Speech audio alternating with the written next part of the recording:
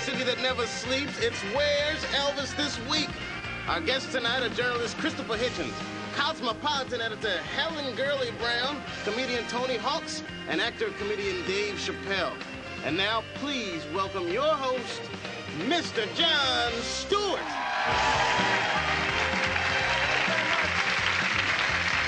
Thank you. Thank you. Too kind. I'm much pleased. Thank you so much. Thank you so much for tuning in this Sunday night. Hello and welcome to America, land of the free, home of the breast implant. Well, well, God bless Baywatch. I am your host, Jon Stewart, or as I'm referred to here in America, Seinfeld Light. Nice to see you. What's the deal? And welcome to Where's Elvis This Week?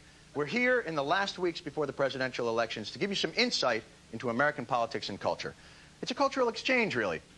America made a deal with Britain. Apparently, you get me, and we get Gabby Roslin.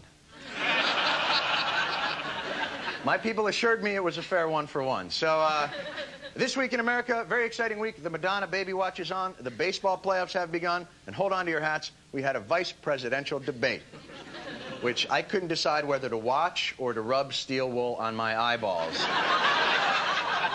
And finally, once again, where's Elvis this week? Well, we can't be sure exactly, but we do know one thing. Yes, Elvis is alive. Thanks to the people for that scoop.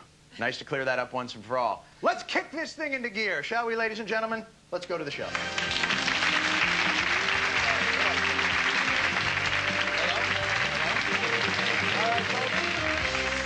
Joining me tonight from Britain, English-born but Washington-based journalist, author, and contributing editor of Vanity Fair, Christopher Hitchens, and comedian and songwriter, Tony Hawks. From Britain. And the American team from America, author and editor-in-chief of Cosmopolitan, Helen Gurley Brown, and fresh from his role in The Nutty Professor, comedian Dave Chappelle. The American team. Well, there'll be no fighting on the American side. Can I ask you a question? Cosmopolitan, I heard it was the anniversary, 110 years of Cosmopolitan. Is that true? 1883, so whatever 1883 is from 1996, that's it. And if anybody can figure that out. Do you worry that that's like giving men the playbook for women? Do you know what I'm saying? Like, if I buy it and I read it and I go, oh, that's how she'll know I'm cheating on her. I'm much more crass than that. If your sex puts down as $2.95 to go buy a copy, I don't care what kind of damage is done. So it's a financial but situation. a lot of men do read Cosmo. It's very valuable. The pictures? I think you're thinking of a different magazine, my friend. If I remember correctly. Well, let's get started here with the headlines. We'll start with some quick headlines from both sides of the Atlantic. Helen, this one was the one bit of major British news that Americans caught in the papers this week. Hot to trot Di caught horsing around on video. Poor Di. She's taken a great deal. And your sympathy is with her, then? Well, why wouldn't it be? They made the whole thing up. They couldn't be that hard up for something to write about or photograph or film. I mean, that's really gruesome to... And everybody says, oh, well, it wasn't she after all, but it sold 1 million extra newspapers for the Sun. Where do we draw the line? For instance, a video of me, perhaps in leather chaps with the butt cut out, came out. I think I would find that disturbing as well. John, if that's... Not that that video exists. I was going to say, if that's really you and somebody got the camera located strategically and got the film, okay, that was the real thing, but that wasn't really Di. Those so if were it was Di, it's actresses. okay. If it was Di, then that'd be fine. If it was Di, it was onerous and execrable, but if it wasn't Di, it should be liable. You British people used to allow people to sue when things like that. I think we should refrain during the show to referring to them as you British people. I think in general, we should try and retain some sense of civility. Yes, sir. I had to notice that the Sun described it as the frisky filly with her wild stallion. You don't get that kind of writing in the New York Post. No, but that excited me. That sentence excited me. And then I knew it was a fake straight away because she kept top and bottom both on, which you don't do when you're doing that. No, Dave Chappelle, you buying this? I'd buy it if I knew where to get it. All right. Fair enough. I think we've established so far you like pictures and video. I think that's a reasonable assumption to make. Let's get to the next headline, shall we? Tony, here's a story that dominated the New York papers this week. Do you have any idea what this is about, coming in from Britain just today? Angel in the outfield. Well, any thoughts? Obviously, although I'm from London, I like to keep a keen eye on big, major international stories when they break, and clearly this is one of those. Yeah. It's a little boy, isn't he? He's leaning over the edge there, trying to catch her. And what he's on, I think he's on a youth work program for the New York Yankees. Right. And what it is they've got all round the crowd. They've got about 30 of these little boys that they've hired. Right. And they're hoping to catch the guy out. So you're suggesting Steinbrenner is a Fagin-like character, and young street urchins are working for him. Well, all right.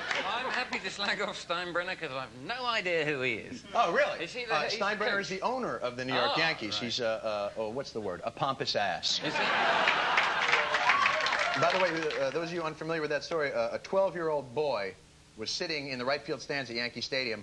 A ball was hit that was not going to be a home run, but he reached his glove over the fence and stole it from the fielder that was playing there, and it became a home run, even though it wasn't a home run, and the boy became the toast of the town by doing the...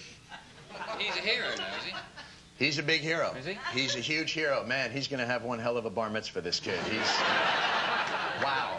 He's a hero. This week, the election coverage focused on the presidential head-to-head debates here in America. Here's a quick clip of Clinton and Dole trying to think of something interesting to say to the American people at the debate.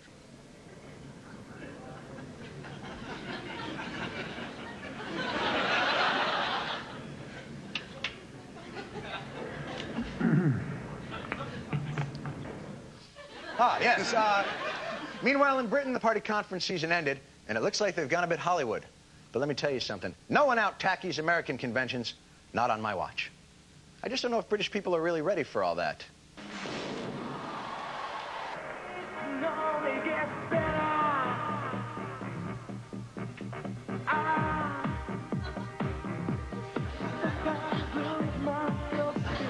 It is becoming more like a rally. I actually don't think that people in this country like that kind of style. Please welcome President Clinton and Senator Dole.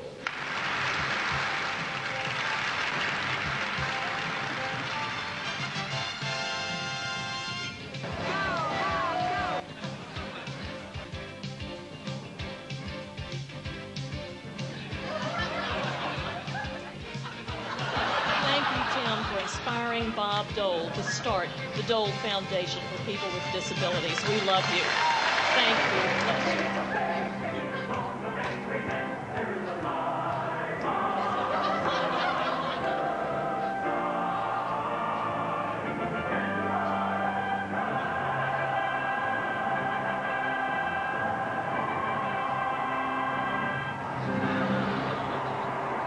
I think most people thought that, who watched the Democratic and Republican conventions, watched them for entertainment value and thought they were a joke.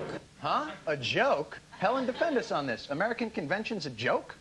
No, they're not a joke, but they are show business, and it's hard to go back and get them to be more conservative again because people love show business. But now people didn't watch the conventions this year. They, even though they were very show busy, they had the lowest ratings in history. I switched over from the convention to the debate.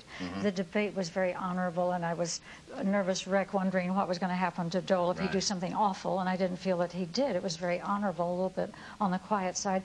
The conventions, by contrast, are very jazzy, and I wouldn't, for one, be able to say calm them down and make them sensible again. Now you guys still have what's called conferences, but you don't really have the head-to-head debates. The head-to-head, as you call it, doesn't deserve the name of a debate at all. You have a chairman, Jim Lehrer, right, the master, for those who don't know, of the soft question to powerful people. Now, he works for PBS, sir. That is public money. We own him. And only he's allowed to ask any questions. The rules prohibit Dole from addressing Clinton or Clinton from addressing Dole. Right. So why they call it a debate, I don't know. It's an extended blue suit press conference. But half the number of people watch the debates this time as did 4 years ago. You see, I mean, it's a game show culture now, and you've got two people debating, and neither of them can win a holiday. So no one's interested in watching it, really. Unless your suggestion is to throw in then some appliances, something to maybe make the... Someone's got to win at the end. Someone's got to say, OK, Clinton, you get the holiday. You were better.